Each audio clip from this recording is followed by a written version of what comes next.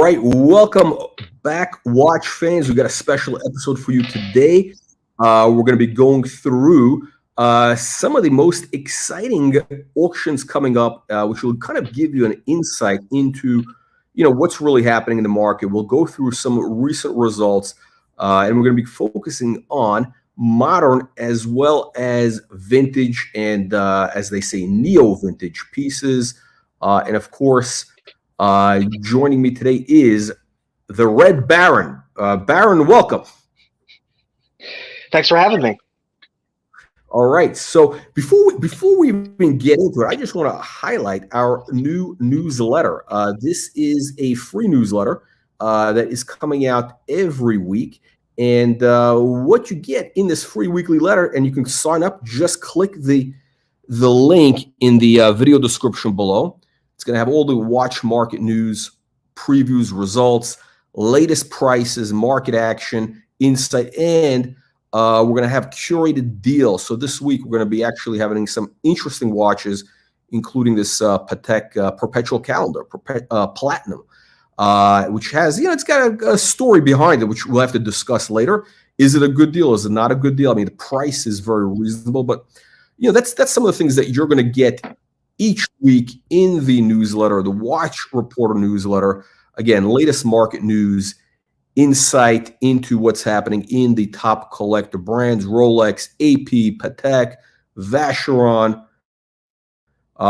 maybe even Breguet, possibly Omega. Okay, so with that said, click the link in the video description below to get to access that newsletter. It's absolutely free for the moment. And let me just pull this off, and let's get into this week's news. So let's take a look. So so what we're covering, loop this. In case a lot of you guys don't know, this is a relatively new online auction. It's actually run by a couple of pretty serious dealers. It's what is it? Eric Quo. And Justin Grunberg from the Keystone, which had previously had a location in Beverly Hills. They had some incredible watches. I've come close to buying some from them at their store, including the famous Patek 3800, which I missed out on, which was only 14 grand in their shop. Today that watch is 38 grand. So there you go. You miss some, you lose some. But anyway, so they got this really interesting auction. And one of the things I like about it is, I guess the concept is loop this. Basically they have very high res photos, very transparent. They don't really hide anything here. And of course, listen, with all auctions, it's buyer beware.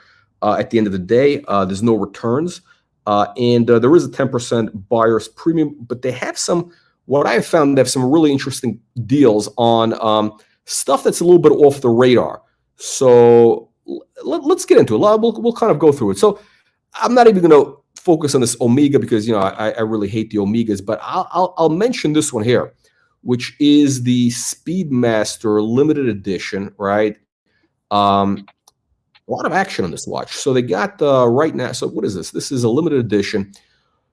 The estimate was 4,000 to 6,000 estimate. Let's take a look at the watch. This is the watch. There's already obviously some, the Omega people, the Omega man. The Omega man is all over this watch. I think it's because, again, one of the things that I think is going to push it is, all the tomato cans that can't get that white dial, and maybe they're going to jump on this one as sort of an alternative to the white dial. But this one is catching some bids.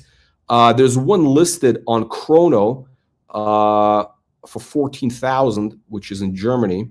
And yeah, nice watch. I mean, whatever. As an Omega, again, I'm not into it, but I don't know. Baron, what's your take on this? I like that one. It's having the colored subdials brings contrast to the new white dial piece. And I think I might actually like it better. I mean, I'll have to see it in person, but right now from the photos, I like it better than the new white dial. And I just wanted to bring up how, I guess, It's such like a good marketing kind of gimmick for the for Omega and the Swatch Group to actually have the white dials available. O- Only because I think about the story of how Charlie Chaplin, right? He enters the lookalike contest and he came in third.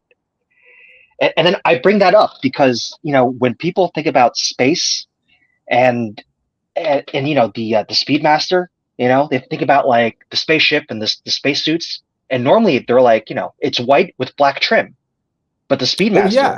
Speedmaster is mostly black with kind of like white trim. But this falls more in line with what people think about when they think about space and NASA and the Hey, moon. you know what? Listen, Baron, this is the reason why we have you on the program. You come up with like stuff which people should know about it, but nobody thinks. I mean, I that never entered my mind, but that absolutely makes sense.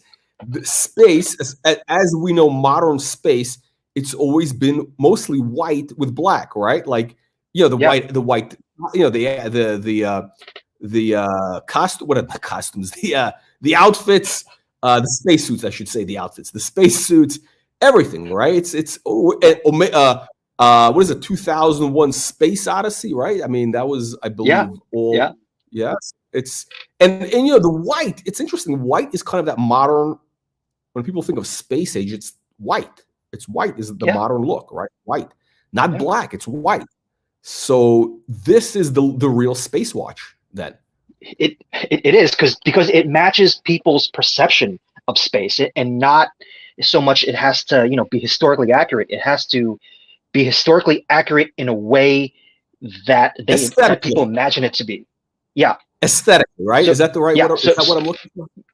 I don't know if aesthetics is the what I'm trying to capture. I'm trying to capture like perception. It's what people Yeah. think space is. It doesn't matter what it actually is. It has to match what people think it is, and that's what's important in order to feed the marketing machine. The perception is the reality. Exactly. Exactly. So I mean, we're let's just go. we're doing. Go Yeah. ahead. No, go ahead. Oh, I was gonna say we're doing some real some real Mike Orbit stuff over here. Yeah, yeah. Now, okay, so this is okay. I'm not into these micro brands. Okay, so this Corono, this guy obviously, serious independent watchmaker guy. Again, this is one of these niche things. The Japanese watches are getting, the independent brands. They're getting some play, right? People right now, they're gravitating towards these independent brands, right? They're looking for stuff off the beaten path, and I think this is benefiting from, like the Grand Seiko thing, the whole thing. Again, it's not really my cup of tea, but people are into it, right? I mean, I'm sure the accuracy, the quality is better than Rolex, right? Let's be clear about that. So this thing is what, 2,000, 3,000 is the estimate. Watch only, right? You got to read the description, near mint condition. Yeah, so and look at this. So it's probably, these guys, their estimates are pretty accurate. Stuff usually sells kind of in that range. So $1,500 right now is the current bid. A lot of activity, right? People are into it. A lot of activity. Baron, any thoughts on the Japanese brands? I like the Japanese micro brands just in as a general kind of statement, especially at that price point. Only because when you see micro brands today, they're just kind of like these things are just kind of slapped together, and then they're manufactured in No, I'm China sorry. or maybe like I used the wrong word. Not micro. Independent brand. It's an independent brand. It's not a micro. This is a legitimate. This is a legitimate. I mean, this guy's like a legitimate watchmaker. This is not like one of these, these fugazi, these things that sell for fun. No, this is the guy's like a real guy. Some of his stuff sells for big, big money. What is it? Hajime Asoka. Hajime Asoka. Okay, so I don't know too much about it. People are into it. Again, listen, who knows? Maybe a year from now, I'll get it. I'll get the concept. Right now, not my thing. But moving along, this here is actually the Colonel's watch. Well, this is the white gold version of the dual tone that I have from JLC. Exact same watch. I have the one in rose gold. Amazing watch. Now this here is pretty reasonable estimates. Okay, so the estimate that they have here is 6 to 10,000, right? This thing has been beaten to death. Again, it's white gold. So again, take a look. You see, it's got a bunch of scratches, which they disclose. Look at this. It's got the nice Hunter case back, right? So you can see the movement. Let's take a look. It's got the original buckle, the deployant. It's got the deployant on it, right? Is that a deployant? Let's take a look. Yeah, the full deployant. Now let's zoom in. Let's zoom in here so we can see. Hang on. Let's go. How do we go back here? Okay, it's got a bunch of little scratches. I mean, this thing has been worn. It's definitely been worn. You can see the strap is, yeah, it's been used. This is a watch actually has been put to use. No box, no papers. The naked watch. Right now, 3,200 is the current bid. The way I look at this watch is, and of course they disclose everything. It's running, et cetera, et cetera. The watch is working, right? It's all good. It's just been beaten to hell. I shouldn't say that, but it's been loved. It's been pre-loved, right? If that's the right word. You're going to want to get a new strap, right? And you're definitely going to want to get a new strap. So you got to be prepared to spend, I don't know, let's call it $400 on a good, let's say Camille Fournier strap, or if you want to go with JLC, which is the same thing. I think if you can get this watch for $4,000, let's call this $4,000. It's a good deal. I mean, for $4,000, you'll have a dual time. Maybe even, I'll tell you what, maybe even 4,500 premium plus shipping. You'll be into this at $5,000. Get the strap. Yeah, for $5,000, I think it's a great watch. Baron, thoughts? Yeah, so I like the layout of the dials. I've also liked the I guess the non-standard subdial they have on the upper left. Where so you got it's like a retrograde. No, it's the power reserve. So you got power reserve. You got power reserve. You got the calendar, right? Which I love the rotary dials. I'm not into the whole. So you got the power reserve. You got the calendar. You got the dual time, and then the crown on the left. You turn that, and it adjusts time to the cities. I think it's a phenomenal watch. Phenomenal watch. And for a guy like you, I know you're like into these kind of low key watches that nobody will know what it is. Because you're a secret agent, man. I know you're a secret agent, man. You don't want to be too flashy. I think this is a watch that you could get away with. Yeah, absolutely.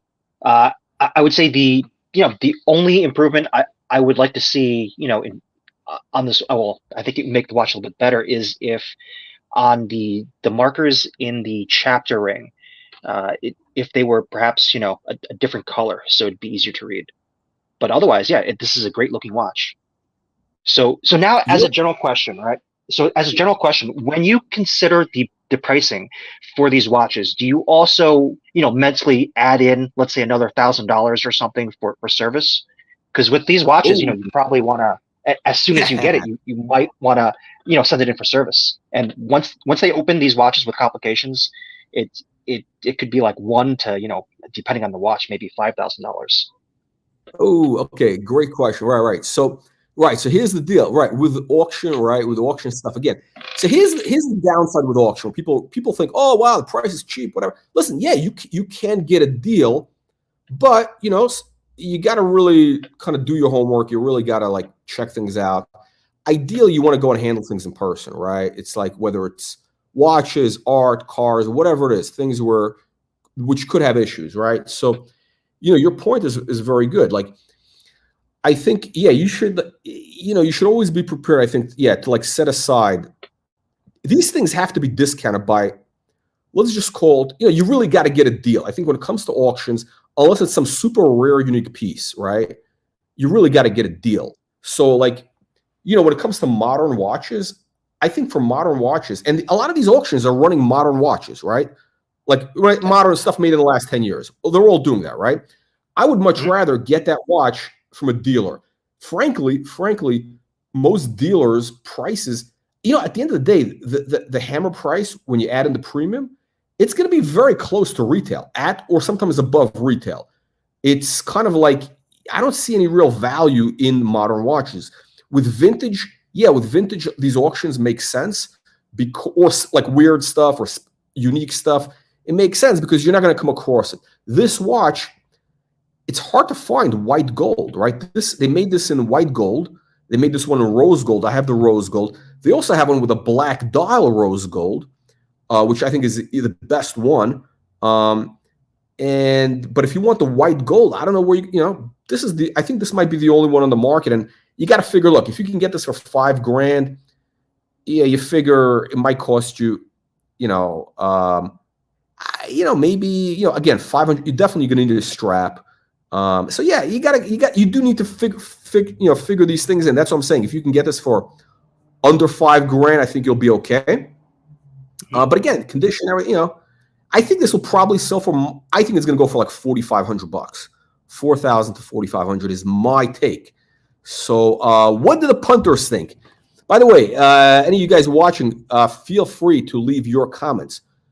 Let's make a bet. Who are this is fun.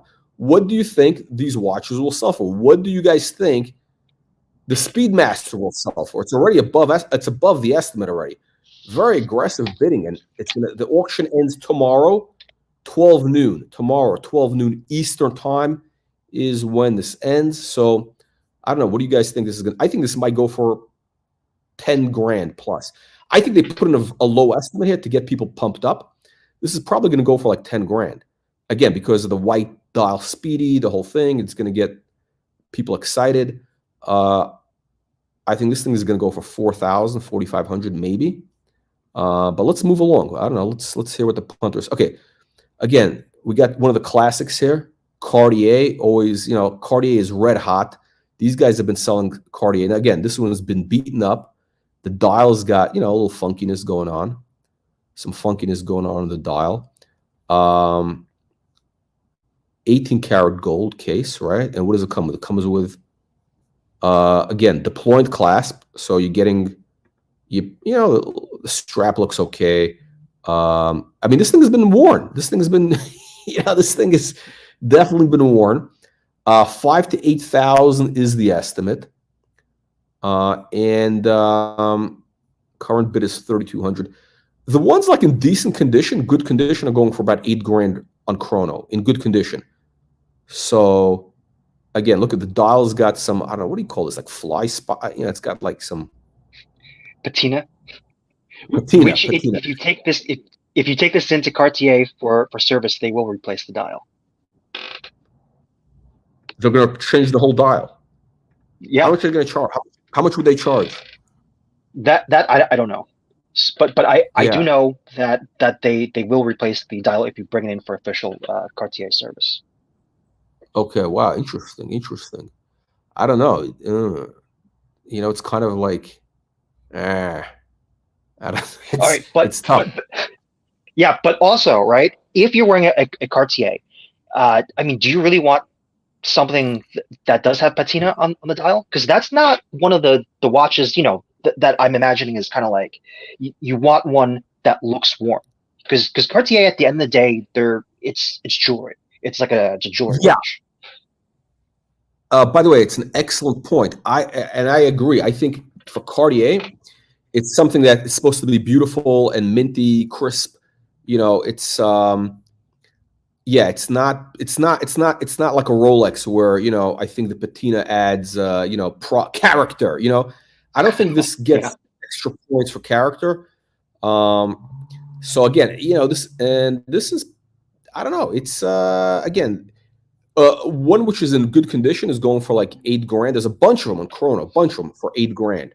I mean, this is like a commodity thing. They made like bazillions of these, right? So where is it going to go for? I don't know. What do the punters think? I don't know. Rob, what do you think? Any thoughts? What do you think this is gonna hammer for? Oh, I don't really have a good judge of the pricing on watches, but I will say for Cartier, I think just the general designs, they're all kind of uniform. So at the end of the day, I don't see Cartier having one of their, their traditional looking watches going for really all that much unless it has some kind of special like lineage to it. Yeah. Listen, I think the whole Cartier thing, I think is a like kind of a bubble. And you know, I don't get it. I really don't get the Cartier. I mean, look, they're probably a little bit undervalued for a while. You know, they're getting a lot of hype because of, you know, what is it, that crash, other things. Uh, I don't know. It's to me, it's kind of like there's better values out there. Like a lot of these things have like doubled, maybe not doubled, but a lot of them have really skyrocketed. And you know, it's getting to the point where there's just better values. Like let's take a look at this Blancpain, right? This is kind of a value watch. Again, you know, Blancpain it's one of these brands. Again, it's sort of, you know, people, you know, it's one of those things that people, you know, they're not, a lot of people are not that into it, but, you know, because of, you know, the whole Phoenix thing, whatever they call it, Phoenix brand. But this is, listen, this is like I think a good value for a chronograph. This is a gold chronograph, right? Beautiful watch. I mean, do you get this or a Daytona? I don't know. This is a beautiful watch. Again, this is obviously not going to be as rugged as a Daytona, but look at this. This thing is right now, the bidding is at around $3,000. You know what? Look at the hands. These are beautiful hands. I've never seen hands like this, actually. I don't pay attention to Blancpain, but like these are beautiful hands. Yeah, absolutely. Yeah, this is.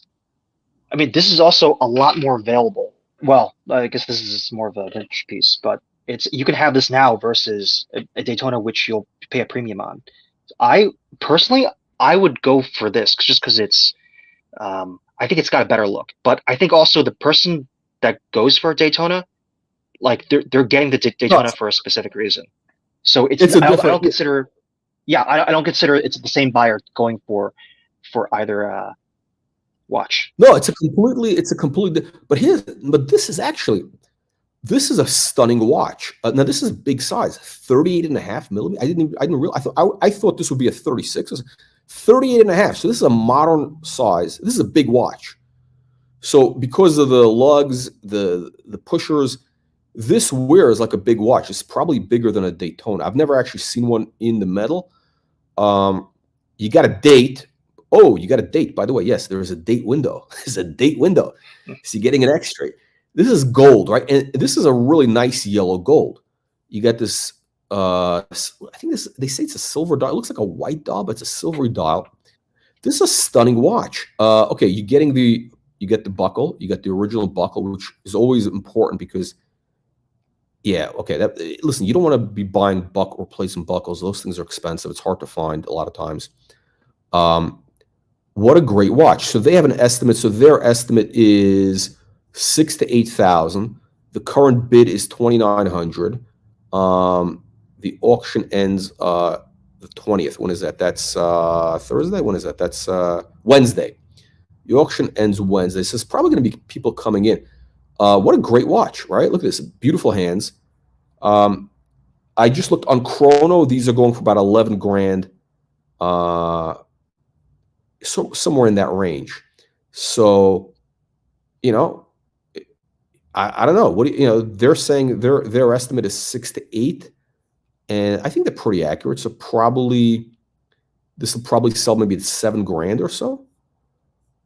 Oh, look at that. It says Blancpain on the side of the case. That is cool. There's a lot of nice details. A lot of nice details. Yeah, and the case looks to be in pretty good shape. This is a beautiful watch. I mean, really, it's like I'm almost. I mean, if it was 4 or 5 grand, I'm like, do I need this watch? I mean, I don't need. But what a beautiful watch. I mean, this is really one of the. Look at this case. I mean, the design of the case. What do you call this? A step down.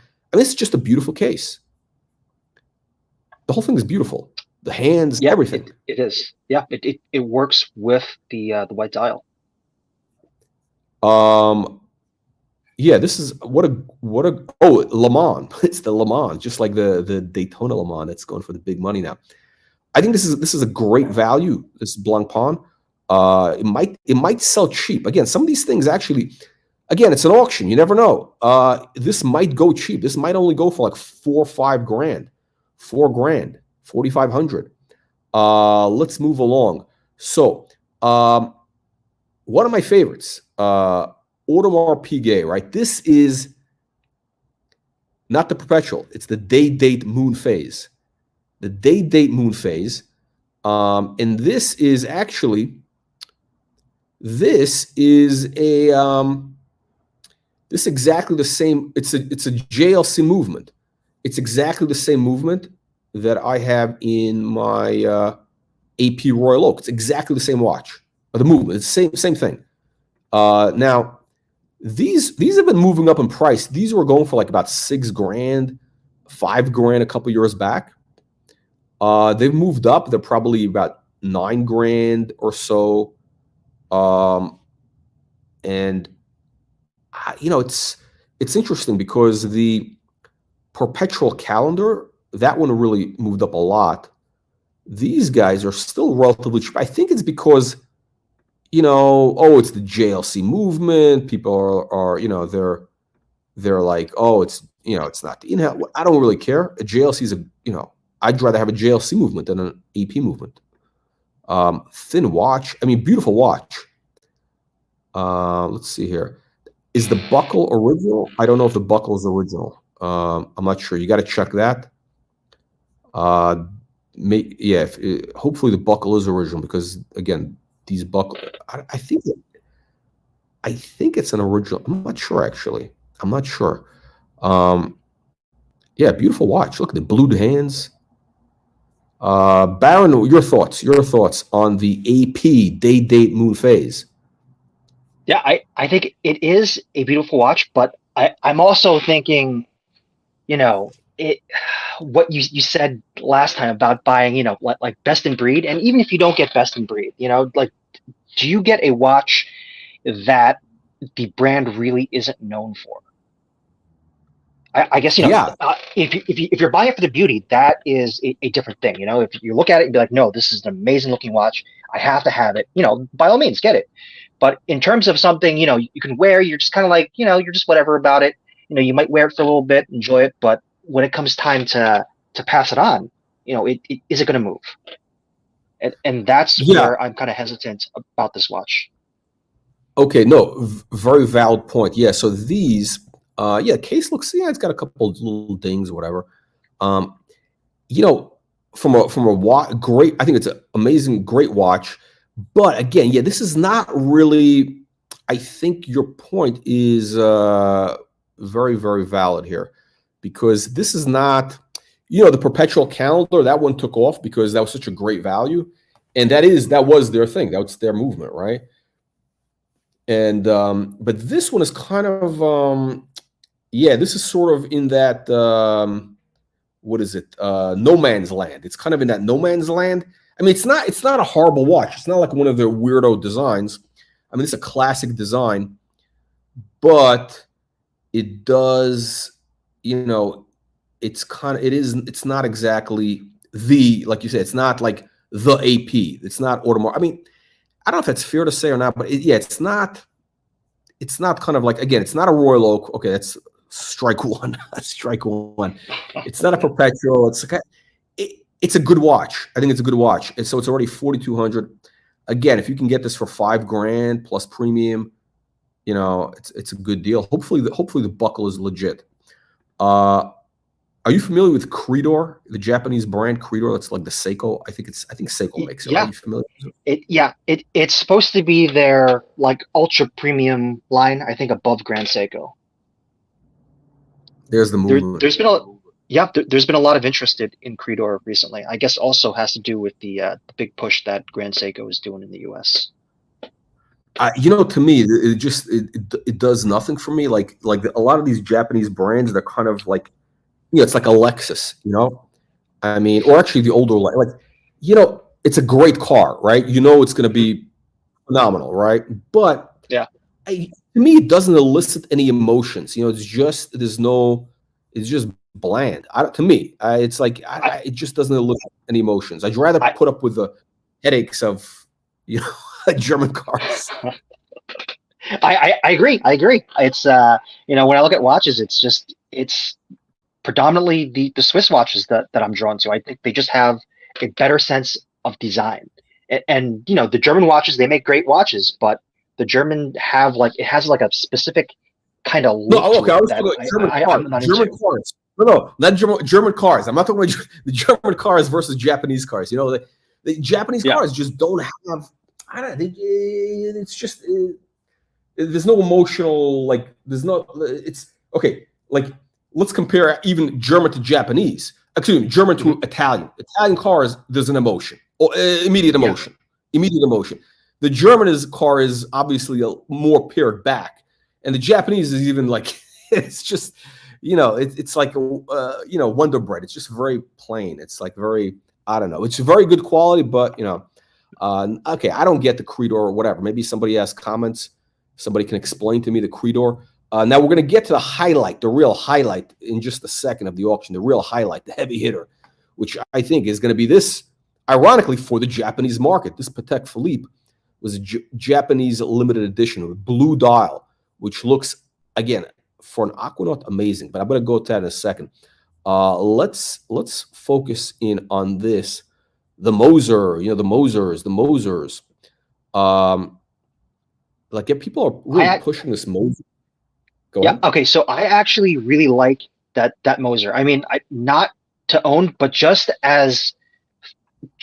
from looking at it, it looks like it's definitely like a modern kind of watch. When you look at it, I think it elicits the kind of emotion that I don't know, something that I would say like modern art should, because it looks kind of traditional, but then there's some new elements to it that make it different, but in a way where I'm kind of on the fence, where I'm like, this is different, but I don't know if I like it or if I don't like it. And I think that's where you want to be. Because then when you look at it, you're kind of experiencing something new. Yeah. Okay. Hold on. Let's go before we get into that. Because let me just get to some of the comments from the punter. So Jared. Okay, it's Jared. A very interesting point. I had the video about the big money energy watches. So I think the big money energy. You want the watch as like gives that emotion. The big money energy emotion. The Creedor definitely does not have that. In this whole auction, I got to tell you, if I look at everything, like maybe the Daytona, like in terms of that, like real response, the Daytona, and again, I'm not a Daytona fan. Listen, here's the thing, like, okay, the AP, the Day Moon, it's got that kind of like old money vibe. I think there's a good value. Again, this is going to be one of those watches which, it's kind of a sleeper. You're going to be safe with this watch. Like if you get this for $4 or $5 let's say, your money is safe. The Blanc Pawn, I think the Blanc Pawn, actually, this watch does have a little bit of the big money. If you put this on the right strap, if you put this on like an interesting strap, like you gotta put this on maybe like a yellow alligator strap, like a bespoke yellow alligator strap, or stingray or something crazy. This watch will look amazing because this gold. Listen, everybody does gold slightly different. Everybody makes slightly. This is a beautiful yellow gold, and because it's on a strap, it's not obnoxious. But the watch, this is a big watch, 38.5. I would say in this whole auction, I think this is the big money energy watch, Jared, or as close as you can get. I agree. Also, on the page, that one is also my favorite watch. And hold on, let's address some of the other punters now. Jared was saying, Kevin O'Leary was spruiking Creedor. Kevin O'Leary. I mean, this guy. We're gonna have a review of his. Kevin O'Leary, I don't know, like this guy's got very weird taste. I would basically I think Kevin O'Leary basically spruiks like whatever he hears, I don't know, somebody else talk. I mean, he basically buys with it. I think there's an expression in the art business, like, you're supposed to buy with your eyes, but some people buy with their ears, right? They buy like whatever somebody's like they heard, oh, this is the cool thing of the moment. Hey, that's what Kevin O'Leary is. He's buying like, okay, this is the watch that like the rappers are wearing. Oh yeah, I'm gonna buy that. Okay, because I want to I'm gonna hang out with those guys and I'm gonna impress them. That's Kevin O'Leary.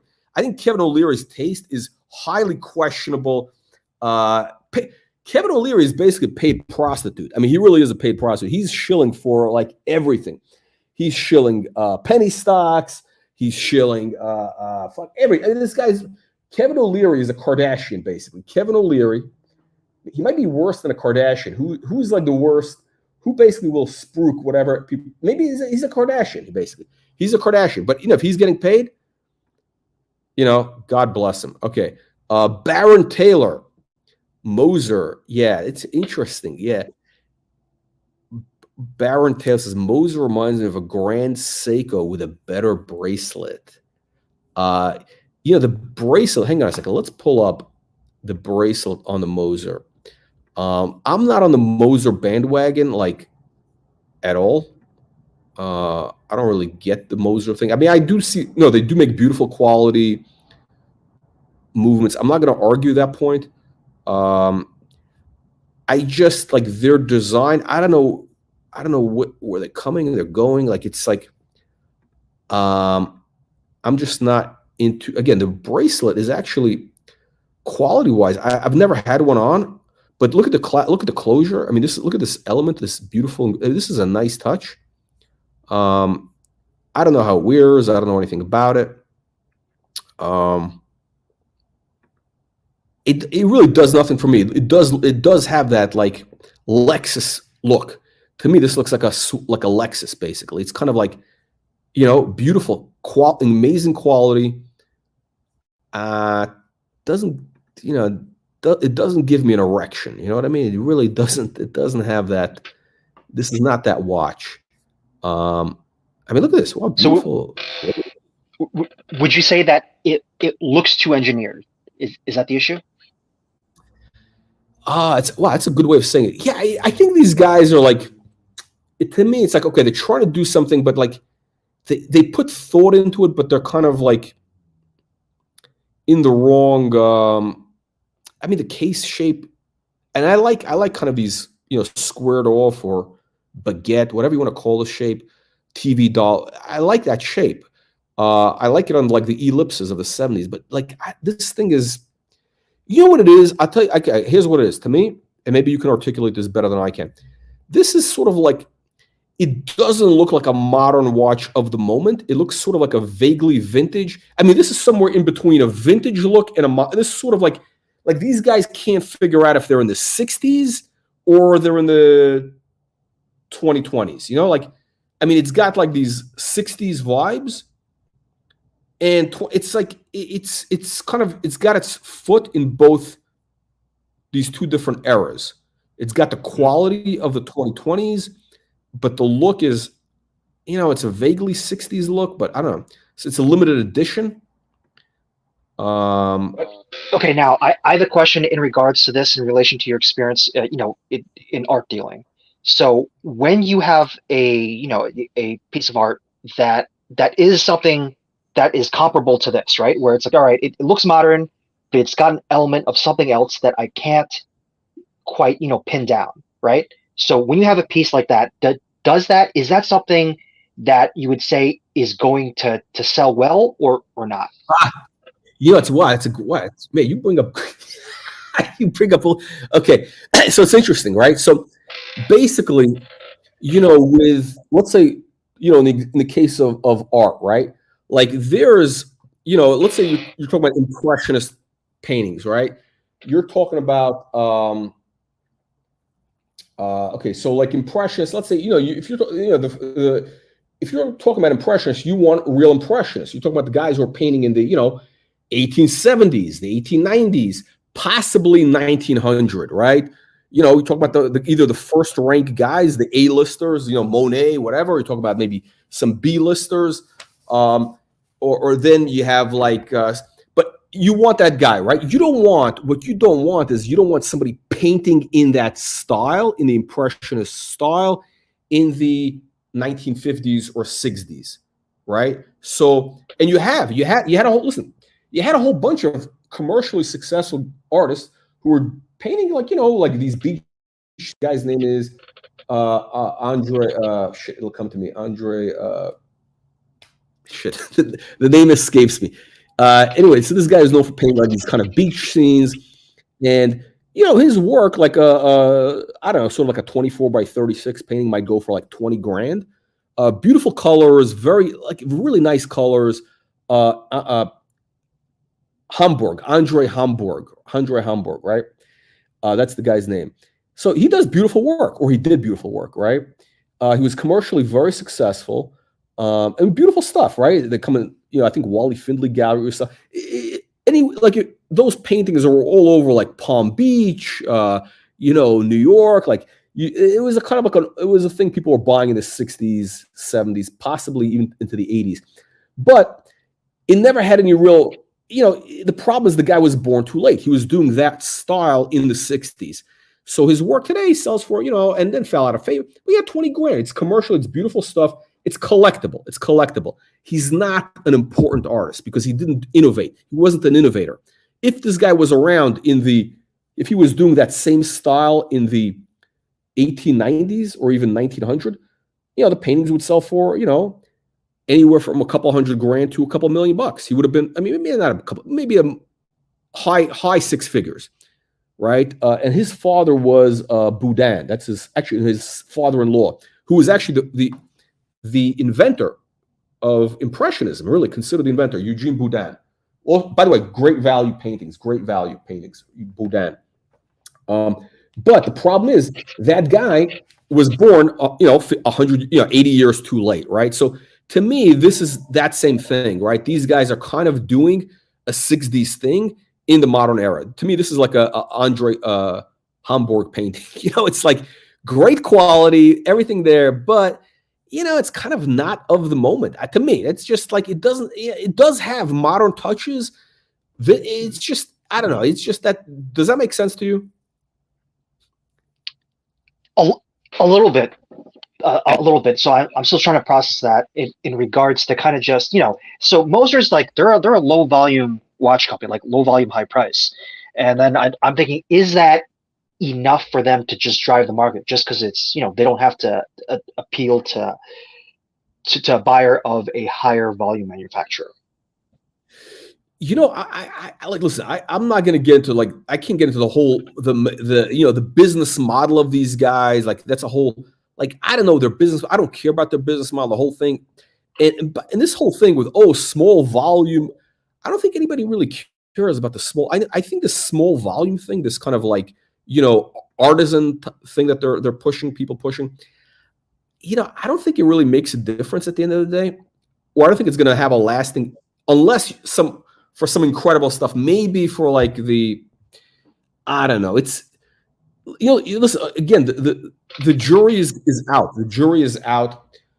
We don't know. Listen, this is my opinion. I might be dead wrong. Could be 10 years from now, 5 years from now, people are going to say, wow, Moser, wow, this was the ground floor opportunity. I just, but I don't see it. But I probably would have said the same thing about FP Journe. Again, I think they do beautiful quality, whatever. There's not enough in it for me to say this thing. I don't know. This thing with low. I would rather. You know what? My thing is, I would rather go with something which is, sort of a proven entity. Which has been around. It's like one of these. Again, I don't like the modern Patek and all that stuff. I'm concerned about what where they're going to end up. But yeah, at least with Patek, with Rolex, with AP. Now AP is a great example. You're safe with that, I believe, because these guys have such a history. There's so much. They've built up such a brand perception. They have such great. It's not going to go away, right? I think you're almost better off if you're looking at this as an investment, and it seems to me like you're pushing that line. If you're looking at it as an investment, I think some of the AP models, the Royal Oak models, have better speculative upside. If you're going to push the speculative, the investment narrative, Yeah. But with that said, let's look at this. I think this is going to be the star of the auction, right? The Aquanaut, right? So you got the Patek Aquanaut, a blue dial, You got the sticker, the service sticker. I mean, this is interesting. Now look at this. So this watch, right? So they had, what did they say? This came out. So they had a 40 to 60,000 estimate, right? Oh, it comes full set. Oh, look at this. This is a full set, right? And we say with Patek, the Patek collectors, they want that full set. They're very particular. I mean, that adds a lot of value. Look what you get here. You're getting everything. You're getting the service box, that cardboard box, which is probably worth like $5,000 in value. You're getting this folder. I've never seen one of these folders. I've never seen this type of folder. I usually seen that kind of that slim. I've never seen one of these full size. This is like a full size, like a 12 by 14 or something. This is cool. I mean, this is got the whole Japanese thing here. Japan Service Center. So it's good, I think, till next year, the warranty. I don't know. This is cool. Wow. I mean, somebody's going to go bananas for this watch. I think this is going to go like some crazy number. I mean, not crazy, but this might go for a crazy number. Look at this. Look how much of a difference it makes with the blue dial versus the black dial. Baron, what do you think? This blue dial? Why didn't they just keep doing this? That is a good question. I guess it's the same question that can be asked for any sort of limited edition piece that they put out, because I know they also have like a green dial that people went nuts over. So it's ugly. It's an olive green. It's like an olive. It's the wrong green. It's like an olive drab. It's like a camouflage green. It's like an army green. Yeah, but that's the kind of like whole aesthetic though of the Aquanaut. It's this kind of like rugged, kind of like almost like military kind of look. So I think the green works for it. The blue looks amazing. And if you're the type of person that is specifically looking for an Aquanaut, right? And if you can afford it, why not pay the premium for a special dial? Yeah. You know what?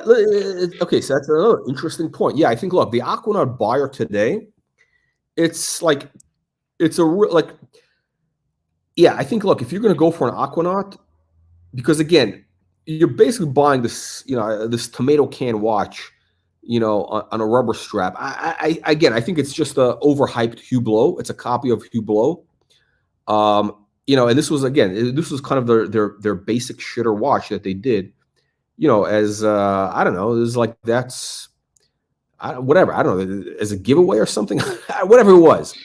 All of a sudden, everybody's gone crazy for the Aquanaut. This was the dog. You couldn't give these things away, right? And now people are crazy. But the thing is, the people who are buying it now are, they're really, if you're willing to spend that type of money, which is, I don't know, what are the new ones going for? Like 30, 40 grand, right? Why not? Why not go a little bit extra so that you don't look like another guy, another sheeple? I mean, you don't want to be that bro in the fleece vest, right? Like, I think the Aquanaut is sort of like I call it like the, mid-level finance guy. Like the basic guy is going to have, the Submariner, the black Submariner, right? He's got the Submariner, the black Submariner. He's got a Starbucks coffee. And the mid-level guy is going to have an Aquanaut, and he's going to be getting his coffee from Blue Bottle Coffee. or some other, like, he's going to send somebody to pick him up some bullshit, I don't know, hand poured, whatever it is, the hand poured, whatever, I don't know. So Joe is not a fan. Yeah, I'm not a fan, but with the blue dial, it looks good. By the way, interesting. So Jared has a comment about, I think, the Creedor. Jared, is that your comment about? Is that about the Creedor, or is it about the Moser? And this might be insulting to the Baron, Red Baron. Red Baron, I don't know. What do you think? Maybe. But just to get back on topic of the the Aquanaut, for the future of the Aquanaut, I don't know if it's going to maintain the premium it does in the aftermarket. On the secondary market. Just because I'm thinking the overall we're seeing the hype for Rolex watches are kind of dying down now. So it's what is going to be the long-term future of an Aquanaut? Are people that are into it now, are they still going to be into it 10 years from now? So No, I I agree. think Listen, I agree. This is kind of one of these things, right? This is going to be seen as, oh, this was the watch of that era. It's sort of like, the Rolex Datejust, the two-tone Rolex Datejust with a champagne dial. That was the watch of the 80s, right? That was like an 80s watch. Like that was the watch, right? You had to have that, the Datejust or the date, the president with the champagne dial. In the 80s, that's the 80s watch, right? And I think the Aquanauts, people are going to look back, 10 years from now as like, oh, this was one of those guys who bought during the COVID era, that whole, or like the hype era, the watch hype era. It's going to get tagged. It's going to get that. I think this is going to be tagged with that hype watch era thing. The Aquanauts, for sure. The Richard Mille, I for sure. That's why I think the Richard Mille is definitely going to have that. It's going to be kind of like also what happened with Frank Mueller. Frank Mueller, that was the thing. That was the watch in the late 90s. Or even thinking, what else? What other? I think people said Alain Silberstein. Those like funky watches, which I think people. Yep. I think that was a thing. And Piaget with their polos, back when the polo looked awesome. There you go. So the Piaget polo, right? The Piaget polo, that quartz shitter, that was the watch of the, Studio 54 era, like the late 70s, early 80s. So also the Cartier. I think the same thing with the Cartier, those tanks, the two-tone, the gold ones. It's just it's a watch of a certain era. And again, with those things, those fashions do come back. That's why, I've been into the two-tone thing.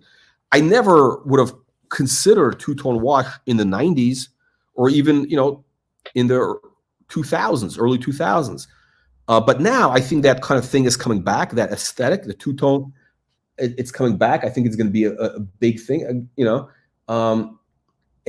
also the Royal Oak. You know what? Again, when I said, here are the 10 commandments of watches. We don't know, nothing is for sure, right? Fashions change. The Royal Oak might be, I think it's good for at least another 5 years, but I don't know if people are going to respond to it 10 years from now, like 20 years from now. I don't know if it's going to have staying power, because who knows? Somebody else might come with some crazy design and it's going to make everything else look quaint. It's going to make everything else look quaint. It's like look, Moser, these guys are doing interesting things. I'm trying to think. You have a bunch of these independent brands that are doing really interesting things, whether it's MB&F, others. I'm trying to think who else. We'll go through some. I'll show you some interesting watches. Hang on a second. Let's look at some interesting things. So this is what they're doing. I'm not even going to talk about this because this is like a basic bitch Daytona, right? Okay, so you're better off just getting this not retail, secondary market. I think this is just auction filler or whatever. This is, you're not going to get a value here. But let's look at some of their past results. Let's look at some of the stuff that these guys have sold. Hang on, let me see if I can. The chair needs all. Can you hear squeaking? Yeah. Sorry about that. Yeah. Oh, is that yours or mine? I think it's my chair. It's the Aeron chair. It might be. No, it's not squeaking. Okay. My chair's squeaking a little bit. Yeah. Okay.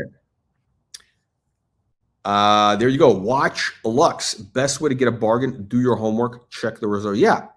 And also, you know what? Best thing is to, if you can, you really want to see the thing in person, right? Because there's no refunds, right? It's not like a dealer. It's not like one of these guys. You buy it. If you don't like it, you can send it back within a couple of days, usually, right? Here, I think they have an office in LA. So I think they're in West Hollywood, if I'm not mistaken. So, you know what? If you see something, if you're there, check it out. That's why, auctions, you Usually they're priced, lower because, it's historically it was always a wholesale thing. It was a dealer market, right? So people would show up in person. Okay.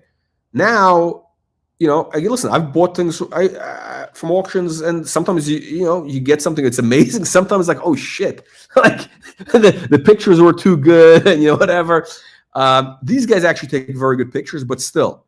And by the way, you notice their lighting is not flattering lighting. It's just very like it basically. I think the pictures here, what you see is what you get. That's what it looks like to me. So. Let's look at some of their auction results that they've had, right? Okay, so they sold this Cartier tank, 19 grand, tank chinois, 19 grand, right? With premium. So 20 grand, rose gold, nice watch, right? What was this thing? So it was a limited edition. This is a modern watch, limited edition, 18 to 24, box papers. Okay, so it's sold for okay. Again, pretty strong. Okay, so yeah, you got the vintage Daytona. I don't know the vintage Daytona stuff. I can't say, okay, so 60 grand, the big red doll, whatever, okay. But so here they sold the Moser for 24 grand, right? Still with the stickers on it, right? Seconds, interesting. And what was this? 15 to 25. So it's sold, near the top range. Okay. Let's take a look. They had an Aquanaut that sold for 29 grand, the classic Aquanaut. Baron, they had one of your Breguets here. Ooh, look at this, a World Time Breguet. White gold. Yeah, that is a good looking watch. I think the crown's a little on the chunky side, but otherwise it's a looker. You know what? I actually like this crown. It's like a funky. Hang on, let me see if we can get it. Can we get it? Is this a deployant? Wait, hang on. Yeah, it is. Okay, hang on. I actually like this. I mean, it stands out. It's like a little bit weird. But with the whole coin edge thing, you got the knurling. Is it like, yeah, it's a knurling. Mm-hmm. Kind of like a Bentley knurling. Yeah, it's a cool watch. Yeah. It's a World Time with a date. I don't know. This is, to me, yeah, okay, so it's got, let me see, what does it come with? Okay, deployant, white gold, yeah, look at this. Bach, full set. Now, Baron, let me ask you this. What would you rather get? Would you rather get this watch for 10 grand, Breguet, full set, right? White gold. Again, white gold. And we know that Archie Luxury bought a Patek white gold. Alas, it was straight from London, with the machete mark on the crystal, machete chip, no box papers. Very suspicious. How much did I think he paid like 30 grand or something, 25 grand? Somewhere around 30 grand, I think he paid. Does anybody know what Archie paid? But I don't know, what would you rather have? Would you rather buy that for 30 grand, or would you rather buy this for 10 grand? Oh, I'd rather have this for 10, definitely. Not even 9,900. You know what? I would rather get. You know what? For 10 grand, I think it's an amazing watch. Yeah, absolutely. And it's sold at the low end of their estimate. Below estimate. It's sold for 10 to 15. Oh, the estimate was 10. This is a huge watch, 38 millimeter. 38 millimeter. 38 millimeter. So it's a huge watch. Look at this. Ooh, you know what? This, I gotta tell you, the crown, it's funky. It's kind of fugly. I actually like this. I mean, it's so fugly. I mean, they put thought into it. I actually like this a lot. You know what? This is a type I probably would have bid on this watch. I would have bid on this watch. This is a great watch. Just put this on a nice strap, and it's a great value for 10 grand. A World Time watch, white gold, yeah. Breguet. So I think the issue with the crown is that it looks like it should have been capped with a gem, but they didn't. I guess they decided to make it more rugged with the.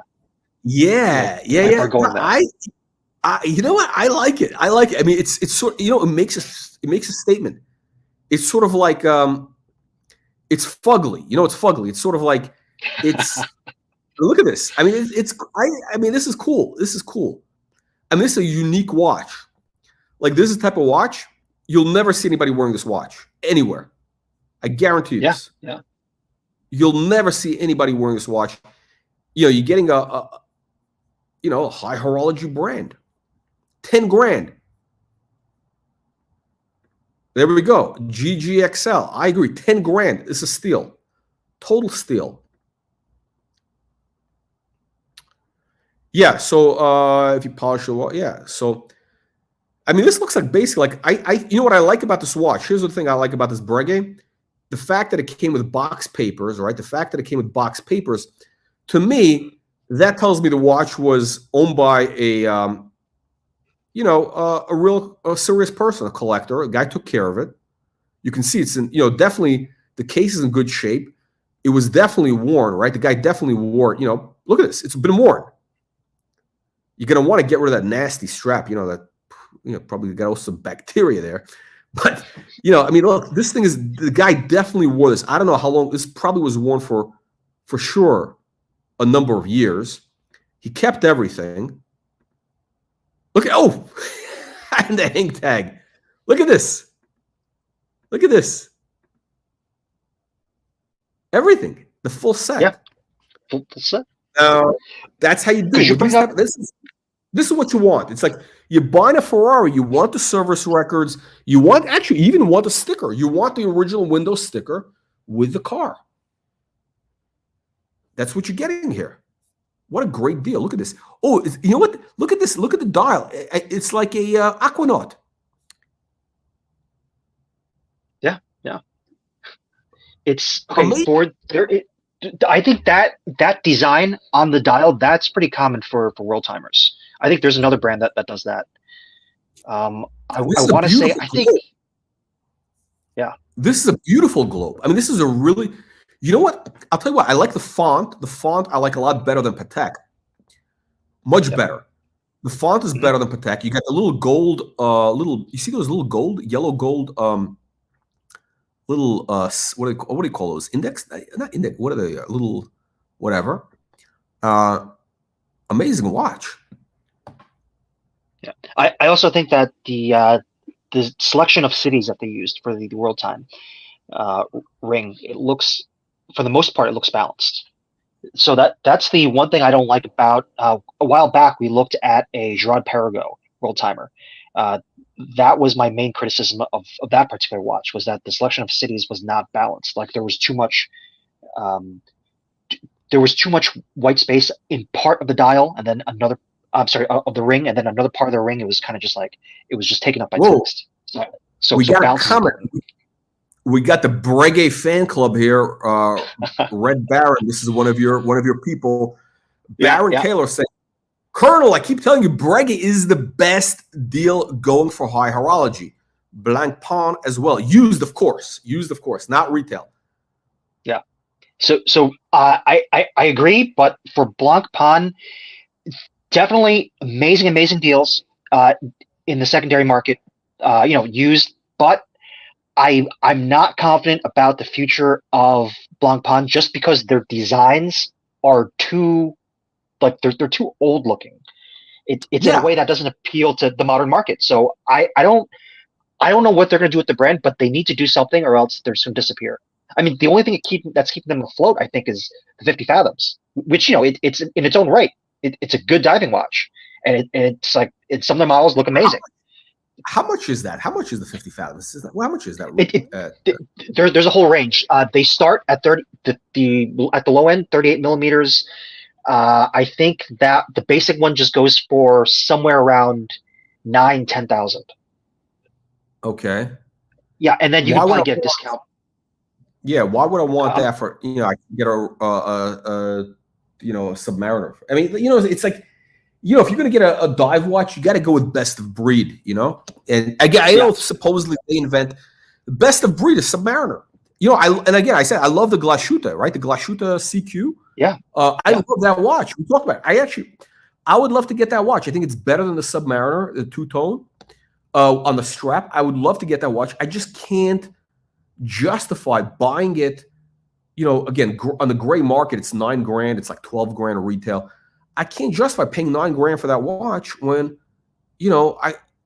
Submariner is like, my Bluesy, the King Tut is like 11 grand. It's like, I'm going to have a video coming out, the Glashütte, it's like, you got to explain it. It's one of these watches you got to explain, it's like, and I don't feel confident that the value is going to keep up. I think, if I buy that Glashütte CQ, if I pay 9 grand, in let's say in 3 years, that watch will be worth 5 grand or 6 grand, maybe 6 grand. Meanwhile, the Submariner will be worth, 13 grand, 14 grand. I'll feel like an idiot. Yeah, but that's because you're but that's because you're coming at it, you also think about value retention as well. I mean, there's a huge portion of the market that they just think about as, okay, do I like this watch? Do I like the brand? And there's a lot of people that have Submariners, like they wear it, they've been wearing it for a while, and it's kind of like they get to a point where it's like, all right, it's a good watch, but like everyone else has one. Like they want something else that's kind of in the same prestige category, but it's different. But okay, so basically you're paying a premium to be that different guy. I don't know if I'm willing to do that. Like, it's like it's a basically, like, to me, depreciation is, I really hate depreciation. Like, I don't buy new cars. I don't want depreciation. The only thing I buy new is clothing, right? And like, and when I buy, let's say when I buy a suit, I'm willing to spend big money for a bespoke suit, a classic suit. First of all, because I just like the whole thing. I like the tailor, whatever. But it lasts 20 years. Like, I have suits, that I had made 20 years ago, right? They look amazing. Now they cost a fortune, right? Like for a Savile Row suit in 20 years, it was like, but the price have doubled. Okay, today it's like double what it cost 20 years ago, right? The suit looks amazing, and as it ages, it actually looks better because now you look like it's got that old money look now. It's got a little. It looks better, but listen. The choice is, do you pay, okay, so back then, right? Let's say, do you pay, at that point, the choice was, okay, do you pay $3,500 for a bespoke suit and deal with all the bullshit you got to deal with it? Or do you buy a new suit for $1,000 at, I don't know, whatever off the rack? Well, it was probably $1,500 for like a good, whatever it was, whatever I don't know, not Brooks, whatever the brand, whatever you want, right? Something classic, right? But here's the thing, 10 years later, the value is still in the bespoke. So I'd rather spend money on something which is going to have value. Like, I'm a value guy, basically. I don't want depreciation. I don't want to buy a new watch and have it depreciate. Listen, it's a luxury. Basically, depreciation is the real luxury, in my opinion. So that's my thing. It makes me crazy, the idea to think that I traded out of a Submariner Bluesy for a Glashütte, and then it went backwards. I got the. So okay, we got some interesting comments here coming in. Okay, so Robert Taylor, Breguet, bullish on Breguet. Watch Lux, great question. How do we bid? Okay, so we're gonna cover a couple of auctions. So these guys on their site, you can register on their site. You just sign up. Or call them. Tell them you saw this on the Watch Reporter. Call them up and tell them you want a discount. You want $250 off. Tell them you want $250 off. No, maybe they'll honor it. No, seriously. Call them up. Tell them you want to speak to Jason Grunberg. You saw it on Watch Reporter. You want $250 off because that's what they said. Nah, maybe they will. Maybe they won't. I don't know. It's a small operation, so maybe they will honor it. Okay. Blanc Pond, 30 to 50% discounts new. That is true. There are some Blanc Ponds you can get new for slightly more than 50%. If you go to ashford.com right now and you pull up Blanc Pond, they have one watch there that's like, it's a dress watch. It's a good looking watch. White gold.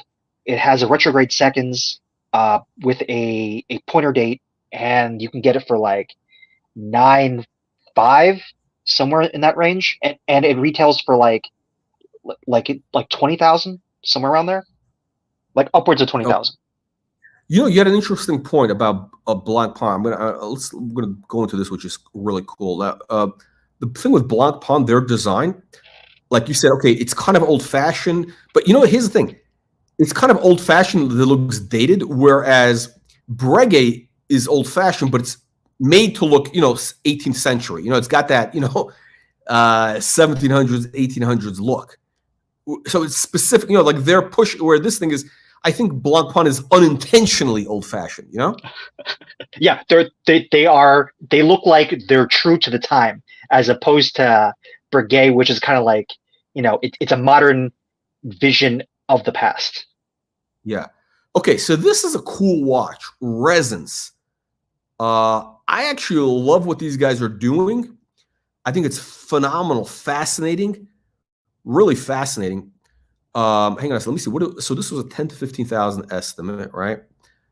Now this apparently, do you know how this works? Are you familiar with the Ressence?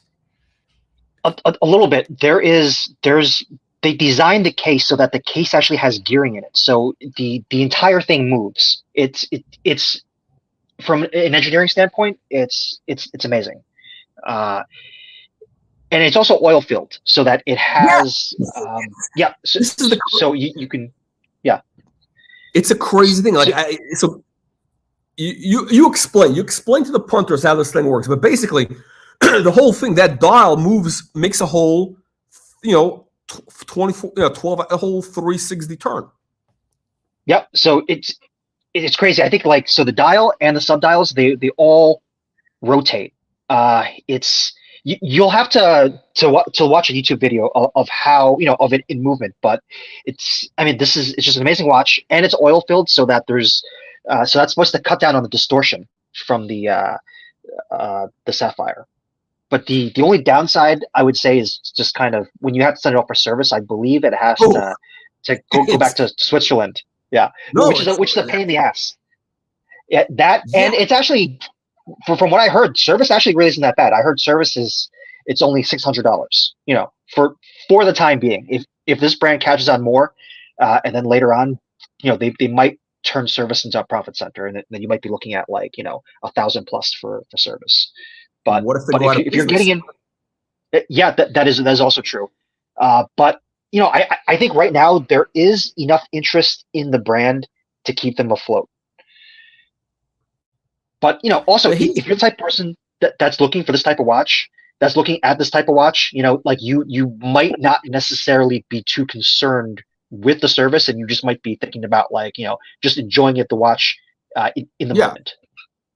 Completely. Listen. To me, this is innovation. When I think of modern, something of today's age, like this is the modern. This is like what, when I was talking about like things of their time. This is what Moser should be doing. Something like this. This is real innovation. This is avant-garde. So this is. I think this could have upside potential. Like Ressence, because these guys are doing something really unique. Now, this guy FP Journe, whatever, those guys are basically, again, they're just the FP Journes, all those guys, the Mosers. They're just refining the wheel. They're just adding their thing to it. These guys are in a whole new something beyond the wheel. I don't know. There could be something beyond the wheel. I don't know what it is, but something. It's like they're doing something so far out there, and they deserve a lot of credit. And I don't want to sound like a simp, but if you're somebody who's really into watches, they should be supporting these real independent brands that are doing real innovation, like these guys. Yeah, not the Mosers, not FP Journes. This bullshit. These guys are doing something unique. Look at the way you adjust the time. You pop this thing up a little bit, and you're like and you turn. It's so cool. This watch was probably never worn. I would say the same type of person that would buy this watch would probably also be looking at something like the Ulysse Nardin Freak. You know what? I think this is more advanced. I think this is if I were to choose between the two, I would go with this. Yeah, I agree. I like this watch much better than the Freak. I mean, this is like it's so far out there. Again, this is a watch you will never see another person wearing this watch. Look at the beauty. Look at this. Wow. How do you wait? How do you do this close up? How do you do this close up thing here? Wait. How do you do the close? I don't know, but okay, there we go. Okay, look at this. Wow. Amazing. Amazing. Now, apparently, like, I think you have to be careful in certain weather because it's oil in I don't know, it might freeze. I don't know.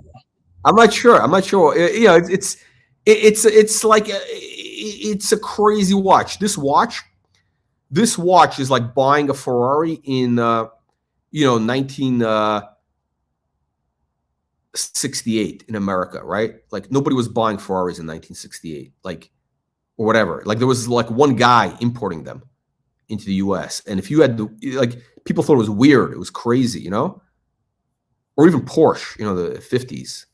That's like what's his name? James Dean. You know, James Dean. He had one of the first Porsches, the one that he crashed. This is what this is. I mean, this is like, this is the type of watch. If you're like a tech guy, if you're like, that is the watch you should be wearing, like that watch. If you're working at Google or something, that's the watch. Yeah, but first goal. Yeah, for 10 grand. I don't think you can lose money on this Ressence. I mean, I think that's sound money. 10 grand or 11 grand basically with premium. Zodiac. Okay, so you get some. Hey, Colonel, I gotta hop off. Okay. Thank you for joining us. I'll keep going here. Thank you for joining us. All right, thanks for having me on. Bye. Okay. Okay, let's continue here. Let's continue with Rolex. Okay, so we got some basic stuff here that these guys have had. Let's see if we can find some interesting deals. Okay, you got the Vacheron overseas dual time that they had. Great watch. And what did this sell for? 30 grand. What did they go for in the second? Pretty much in line with the secondary market, right? This is dual time. Exactly like the JLC. Let's see. What do they have? On the rubber strap. And this is such a cool watch. Wow. Great watch. I would put that on I think they make a white rubber strap for this. And this is a double fold deployant. Great watch. I'm actually intrigued by this. What? So sold at the low of the range. Let me see this. Let me take a look at something here. Let me take a look. Let me see. What are these going for? What are these going for? Hang on a second. Let me pop back in. One second. Let me pop this in. What are these selling for on Chrono? Let's take a look. Low to high. Okay, wow. It's a good deal. I'm not familiar with it. So these are going for on Chrono at the low end. 40 grand. 40 grand on Chrono, basically. 40 grand. So somebody got a really good deal here. Somebody got a really good deal. 30,000. Okay, so this is an example of, a good deal at auction. So look at this. They had this priced. They had it priced 30 to 40. Basically 40. If somebody would have paid 40, that would have been, right at retail. And this sold below retail. To me, it looks like a mint watch. Look at this, mint watch. Mint condition.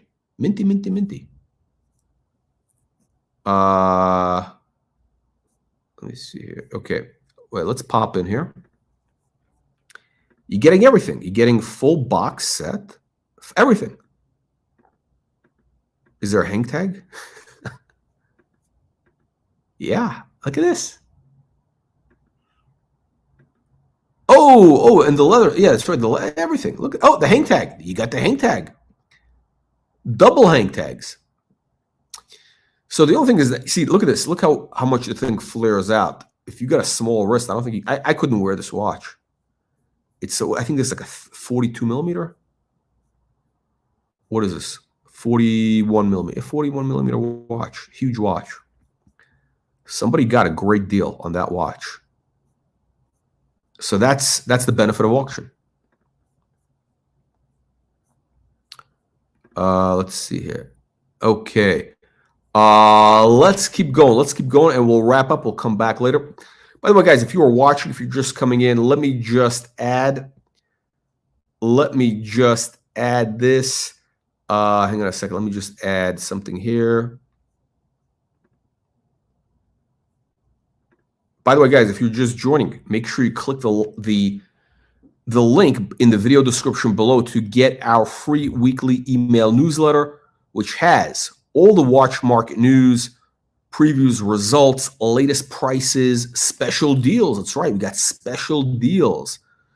We curate, we look through the market to find the best deals on Audemars Piguet, Rolex, Patek Philippe, and other top brands. Make sure you click the link to get our free email newsletter. Hit that like button. Hang on a second. Okay, let's go here. Craig, you know, we're trying to keep this a family-friendly show, you know, for the sponsors. I can't bring up your comment. Sadly, you got to try to make it more politically correct. Try to make your comment more politically correct. We're trying to get the big sponsors, the big, you know, Procter and Gamble, Coke, Bud Light. Those are the people we need to get a sponsor. So we can't have politically incorrect language here. Now, oh, look at this, another resonance. Now, this is a different, okay, this is type 5B. Okay, I'm not familiar with older models, so this is titanium. Wow. Crazy watch.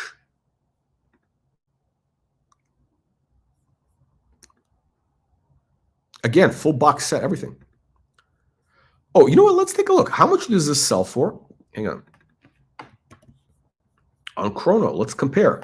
Shop and compare. I don't know what this goes for. So there's one listed for 28 grand. So yeah, there you go. You can get some good deals. Basically, you would have saved 10 grand.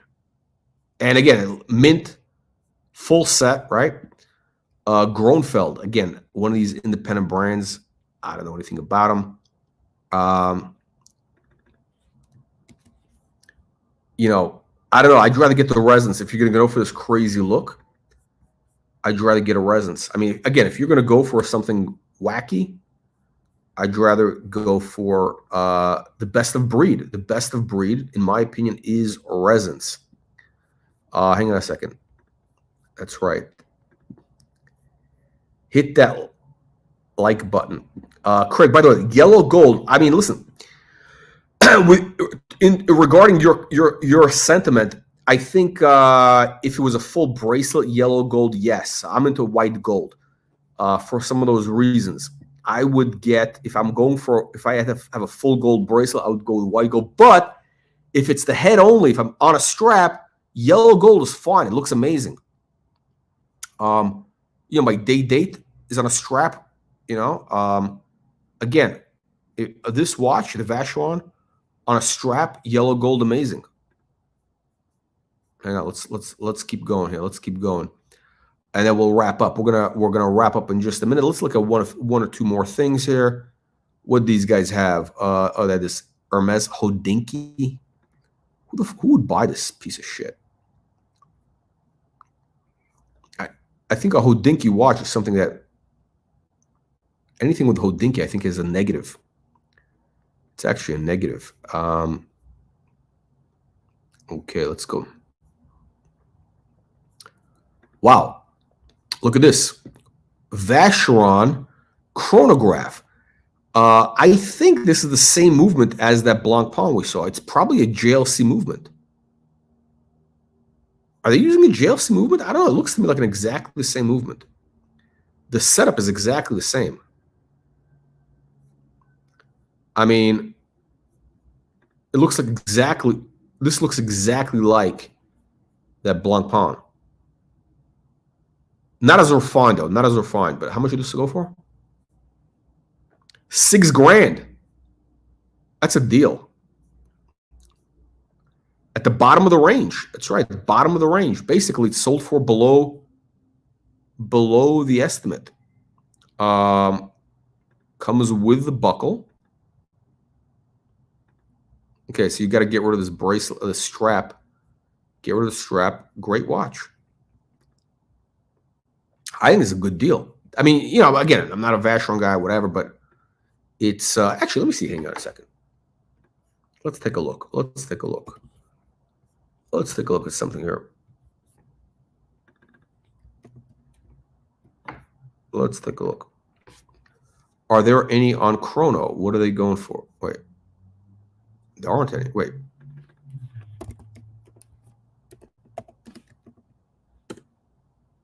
$20 results. Let's take a look. Let's see. Low to high.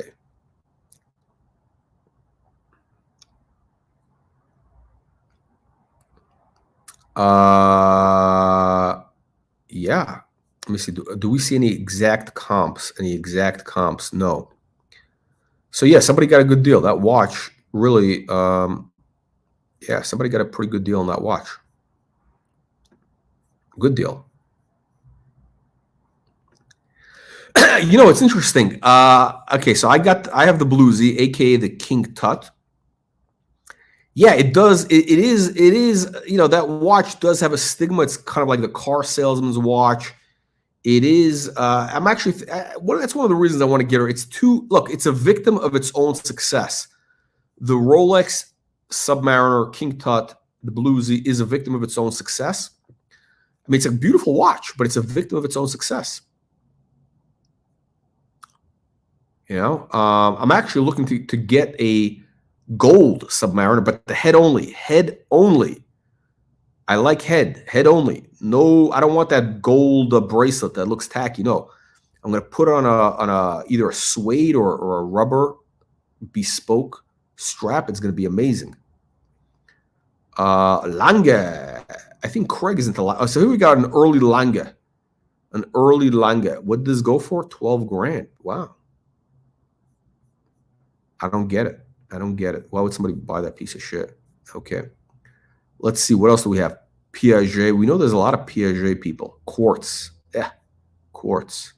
Yeah, but yeah, there is people. It's not a problem for people. There are people who's. Let's take a look. Let's take a look. We'll look at one more and okay, here we go. Okay, so they sold the Nautilus 3800. This is my favorite one. The Patek 3800 full gold champagne dial. You know, again, I like the blue dial, two-tone, full gold, mint. The estimate was 50 to 70,000, full box, papers, and an insurance evaluation. It was owned by George Benson. George Benson. Who is George Benson? Oh, look at that. It's a white gold clasp.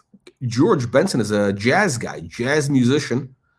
I remember him because I was into jazz. I remember that name. I had no idea the guy was a watch collector. He's had some serious watches. I bet he picked this up in Switzerland, right? Because these guys, these watch guys, the jazz guys, they tour worldwide. They tour worldwide, and a lot of times they might even get paid in watches. Is that him? Give me the night. Oh yeah, I think is George Benson one of those like easy listening type of guys, that easy listening jazz stuff. Like what's his name? Lionel Richie. Is he like a Lionel Richie type of guy? I think I remember George Benson, that name from way back. Easy listening jazz or something. So this guy, I've seen the pictures of him because I looked at this guy and he's had some watches. He's had some serious watches. 3,800. He probably wore this only couple. I have a feeling he might have gotten this as a gift, or he may have gotten this as like part payment. You know, again, when these guys tour, especially back in the day in Europe, you know, they'd get paid, you know, whatever. You know, it's very, you know, the music business is very, how shall we say, you know, the music business. mint condition. Now, hang on a second. What does a mint one go for? A yellow gold 3800? Curious. Patek.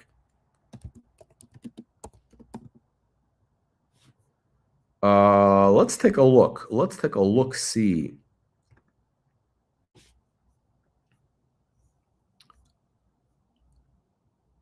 Hang on. Let me see. Low to high. Let's take a look. What are they going for now? You know, ironically, I saw a 3800 with these guys, two-tone blue dial, and it was 14 grand. That's right. It was at the Keystone in Beverly Hills. I thought, wow, 14 grand. It's in Beverly Hills. It's probably overpriced. No, it was actually fair price. Very good price. And you know what? I missed out. That's my story. I missed out, and now the watch is 40 grand, 30 grand. Let me see. What are these gold ones going for? Full gold. Yeah, somebody got a good deal on that watch. It is basically, look at this. Yeah. They're really, you know what? Somebody got a very good deal on that watch because they are, the yellow gold ones are around 80 grand plus.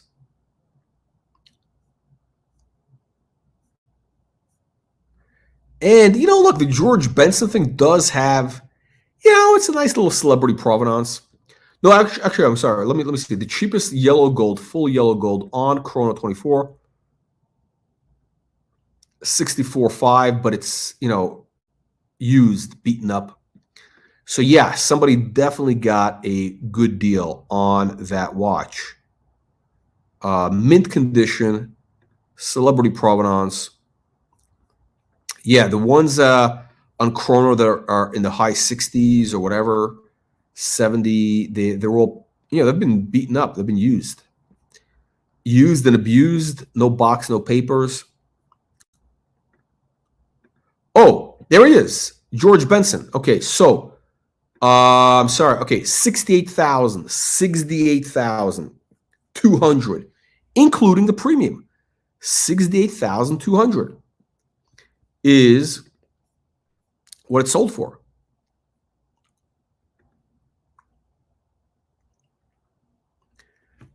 Commodore. Oh, okay. Yeah. So using the Lionel Richie era.